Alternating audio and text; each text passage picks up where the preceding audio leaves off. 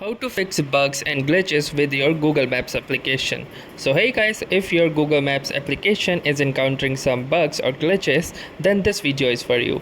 So in order to start, the first thing you need to do is tap and hold onto the application icon. And once you will do this, you can see this option of app info. So simply click onto the app info and you will be redirected to the settings of your mobile device.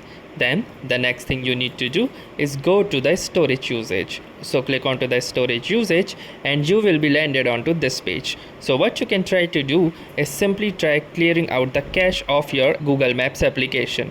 To clear out the cache, simply click onto this clear cache button and then try to restart your Google Maps application. If that does not work, you may also try to clear up the data of your Google Maps application. And even if that does not work, you should try to restart your mobile device and hopefully it will work this time. So that's all for this video. If this video helped you, make sure to drop a like. Tell us in the comment if this worked for you or not, or if you have any suggestions to give, and also don't forget to subscribe to our YouTube channel. Thanks for watching and have a nice day.